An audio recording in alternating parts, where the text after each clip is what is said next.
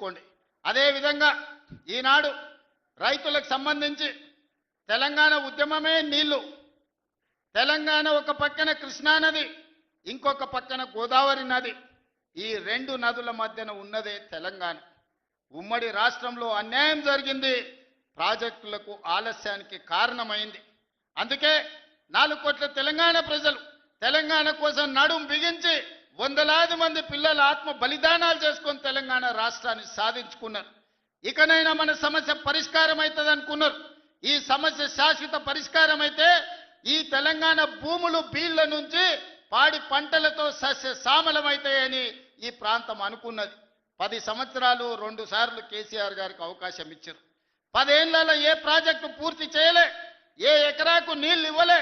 కృష్ణానది మీద కట్టిన ప్రాజెక్టులు ఆనాడు మొదలుపెట్టిన భీమా కావచ్చు, నెట్టంపాడు కావచ్చు, కోయిల్ సాగర్ కావచ్చు, కల్వకుర్తి కావచ్చు, ఎస్ఎల్బీసీ కావచ్చు, డిండి కావచ్చు, నేను కొట్లాడి సాధించిన మక్తల్ నారాయణపేట కొడంగల్ ఎత్తిపోతల పథకం జీవో నెంబర్ 69 కావచ్చు.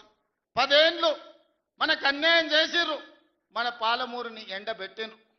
కానీ 2009 నాడు వలస వచ్చి పాలమూరులో ఊరు లేనోడు, పార్లమెంటులో నోరు తెరవనోడు తెలంగాణ రాష్ట్రం వస్తే మన బతుకులు బాగుపడతాయి, కొడంగల్లో ప్రతి ఎకరాకు నీళ్లు వస్తాయని మనందరం కష్టపడి ఎంపీగా గెలిపించినాం.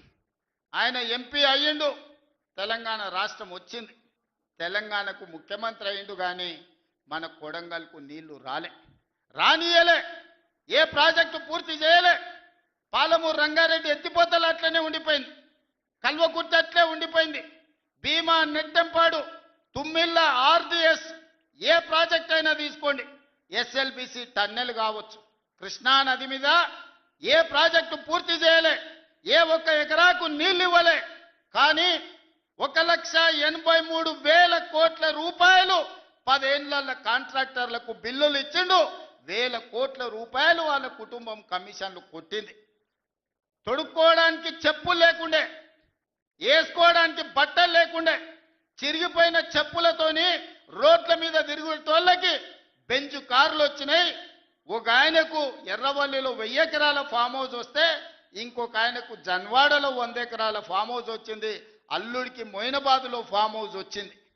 వాళ్ళ బతుకులు బాగుపడ్డాయి, వాళ్ళకి టీవీలు వచ్చినాయి, వాళ్ళకి పేపర్లు వచ్చినాయి, 1,000 కోట్ల రూపాయల వ్యాపారాలు వచ్చినాయి, వాళ్ళకి ఫామ్ హౌజులు వచ్చినాయి. కానీ మనకు మాత్రం నీళ్లు రాలే. ఆనాడు కృష్ణానదిలో వరదలు వచ్చి అలంపూరు మునిగిపోతే అలంపూరు ప్రజల కోసం బంజారాయిల్స్లో నా ఇల్లమ్మి పేదోళ్ళకి ఇల్లు కట్టిస్తాను చంద్రశేఖరరావు చెప్పిండు. ఆయన ఇల్లు అమ్మలేదు, కానీ 100 ఎకరాల ఫామ్ హౌజులు కట్టుకున్నాడు. ఆ నిర్లక్ష్యం నుంచి 10 ఏళ్ళు చూసినాం. ఇక పాలమూరు ప్రజలు నిర్ణయం చేసుకోరు, మా బతుకులు బాగుపడాలంటే మట్టికి పోయినా ఇంటోడే పోవాలని పెద్దలు చెప్పారు.